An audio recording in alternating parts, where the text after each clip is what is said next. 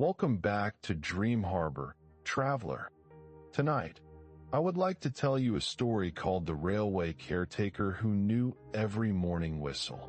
Before the first train of the day stirred the quiet railway depot, while silver mist still rested across the tracks and the lanterns glowed with gentle amber light, a caretaker named Elias walked slowly along the rails with a small broom in one hand and an old brass lantern in the other. Every sleeper beneath the rails, every polished signal, every weathered bench seemed to recognize his careful footsteps, as though the railway itself had learned the peaceful rhythm of his mornings. Come with me for a little while. There is no hurry here. Only the soft music of distant wheels, quiet work, and another peaceful corner of the dreaming world. The railway town was not large. It rested in a broad green valley where gardens leaned comfortably against cottages, and climbing roses often reached toward station fences as though hoping to greet arriving visitors. The depot stood at one edge of the village. It was never crowded. A handful of trains arrived each day. A few more passed without stopping, offering only a cheerful whistle before continuing toward places no one felt the need to imagine too closely. The townsfolk liked things that remained familiar. They knew which baker opened first, which chimney released smoke before sunrise, which clock always chimed half a minute early, and they knew that long before anyone else appeared, Elias would already be walking beside the rails. His work was simple. Each morning he inspected the tracks. He brushed away fallen leaves. He cleared little stones carried by playful birds. He tightened loose gate latches. He polished the brass handles of the signal levers until they reflected the morning sky. None of these tasks seemed remarkable, yet everyone quietly agreed that the railway somehow felt calmer because Elias cared for it. He never rushed. The railway had existed before him. It would continue after him. His part was simply to keep each day gentle enough for the next. One cool morning, while dew still rested upon every blade of grass, a visitor stepped quietly from the first arriving carriage. She carried only a small leather satchel and wore a comfortable traveling coat that had gathered the soft colors of many peaceful journeys. No one seemed to expect her. She stood for a moment beneath the station clock, listening to birds singing beneath the depot roof. Then she smiled. "It feels very quiet here," she said softly. Elias tipped his cap. "It usually does." She watched him continue sweeping tiny maple leaves from the platform. "I've never seen someone care for a station quite like this." He looked along the empty tracks. "I don't only care for the station. No, I help welcome each morning." The visitor smiled again. It seemed a pleasant answer. She introduced herself as Mira. She had traveled simply because she enjoyed visiting places where trains stopped more often for conversation than for schedules. There were still such towns, though fewer every year. This was one of them. She decided to stay for several days at the little guest house overlooking the railway garden. Each morning afterward, she found herself returning to the depot before breakfast. Sometimes she carried warm tea. Sometimes fresh bread from the village bakery. Sometimes nothing at all except quiet company. Elias never seemed surprised. He simply continued his gentle routine. One morning they walked together beside the rails. The steel reflected pale clouds drifting overhead. Tiny wildflowers had appeared between old fence posts. A family of sparrows busied themselves beneath a bench where passengers often dropped crumbs. Mira noticed that Elias occasionally paused without speaking. He would simply listen. "What are you listening for?" "The railway tells you small things." She laughed gently. "It speaks, in its own way." He knelt beside one section of rail. "This one sounds a little different today." He touched it lightly, probably cooler from last night's breeze. She listened too. She could not hear any difference, but she liked watching someone who listened so carefully. As the days passed, Mira began noticing details she might once have overlooked. Morning whistles echoed differently when mist covered the valley. Sunlight reached one platform before the other. Swallows preferred the old water tower in the afternoon. Even the station cat seemed to understand exactly when each train would arrive. The railway was not merely transportation. It was a slow conversation between people, weather, birds, gardens, and time itself. Elias seemed to know every part of it. Not because he had memorized facts, because he had paid attention. One afternoon they walked through the maintenance shed. It smelled faintly of cedar shelves, polished tools, lamp oil, and fresh rain carried inside on boots. Every tool rested in its proper place. Hammers hung beside wrenches. Lantern glass sparkled without a trace of dust. Small boxes held carefully labeled bolts collected across many seasons. Mira smiled. "It feels peaceful in here." "It should. You expect visitors?" "I expect tomorrow." She considered that answer for a while. Preparing for tomorrow was different from worrying about tomorrow. Everything inside the shed seemed ready without appearing hurried. Outside, another train arrived. Children waved from the windows. An elderly conductor leaned out to greet Elias by name. A basket of vegetables changed hands between villagers. Someone delivered a bouquet of daisies to the station master's wife. The train departed again. Silence returned almost immediately. Only birds remained singing. The depot never seemed empty afterward. Instead, it felt content, like a room after friends had quietly gone home. One evening, as the sun settled low across the valley, Elias lit the platform lanterns one by one. Their warm circles of light stretched gently over polished benches and old wooden signs. Mira walked behind him. "Do you ever become tired of doing the same things every day?" He thought for a long moment. "I think every day is slightly different. The tasks seem the same. The light changes." He lit another lantern. The birds change. Another lantern. The weather changes. Another. The people change. He smiled. "And sometimes I notice something I had somehow never noticed before." She looked around. The depot suddenly seemed much larger than before.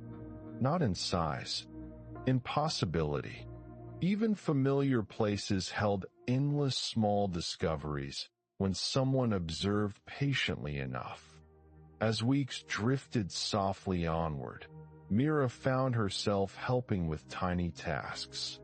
She brushed benches, watered flowers growing beside the waiting room, folded forgotten newspapers left by travelers. She learned how to clean lantern glass until every flame appeared brighter. None of it felt like work. It felt like participating in the quiet heartbeat of the railway. Sometimes travelers asked directions. Sometimes they simply smiled. A few stayed to admire the flower beds. Others listened to distant whistles echoing across the valley before boarding the next train. No one stayed long. Yet everyone left carrying a little of the depot's calm. One gentle morning, rain arrived. Not heavy rain, only a patient drizzle that polished every rail until the entire railway reflected the pale gray sky. Drops gathered along signal arms. Little streams wandered beneath wooden sleepers. The station roof sang softly. Elias carried an umbrella. Mira chose not to. I like hearing the rain. So do I. They walked more slowly than usual. Rain made the world quieter. Footsteps softened. Birdsong became occasional. Even passing trains seemed respectful, moving with smooth, unhurried grace through the silver morning. Inside the waiting room, passengers warmed their hands around cups of tea. Someone quietly knitted a scarf. A young child watched raindrops race each other down the window. No one seemed impatient. Perhaps rain gently persuaded everyone to match its slower rhythm. When the skies cleared again, everything looked newly washed. The rails shone. The flowers stood taller. The air carried the scent of wet earth and pine. Elias inspected every section with the same calm attention as always. Not because anything was likely wrong, simply because careful habits created peaceful days. Mira admired that. In many places people hurried because they feared falling behind. Here, people slowed because they trusted there was enough time. The seasons quietly hinted at change. Leaves shifted toward golden colors. Morning air became cooler. Scarves appeared. Steam rose more often from cups held by waiting travelers. The trains looked especially beautiful beneath pale autumn sunlight. Smoke curled lazily above their engines before dissolving into blue skies. The depot remained much the same, only softer somehow, as though every passing season gently polished its memories.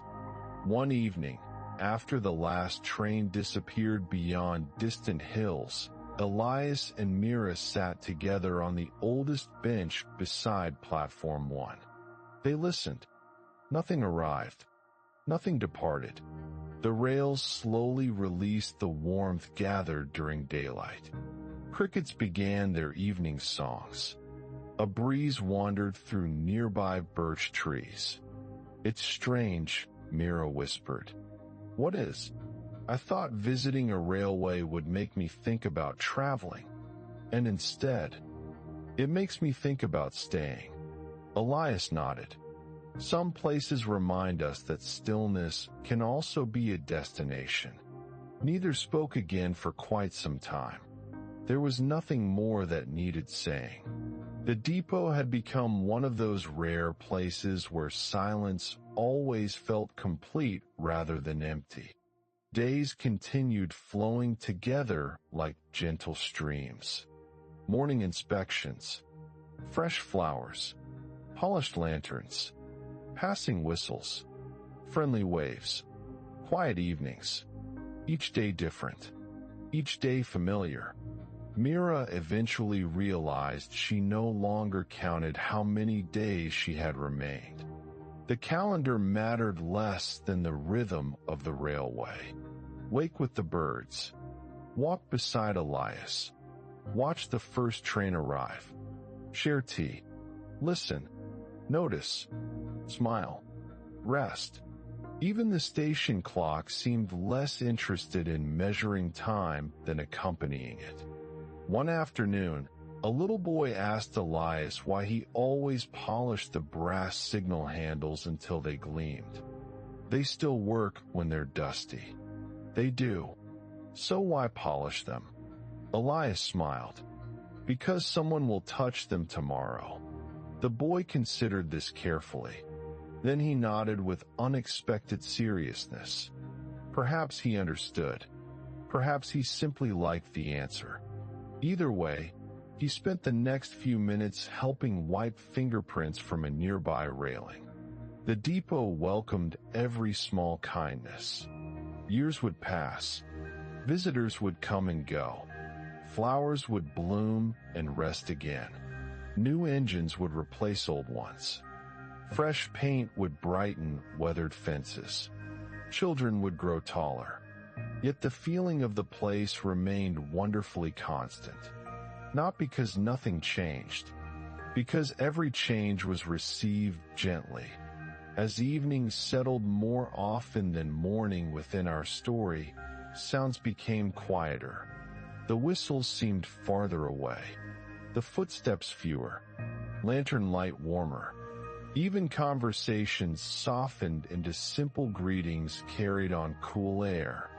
Mira often stood beneath the station clock watching the first stars appear above the tracks.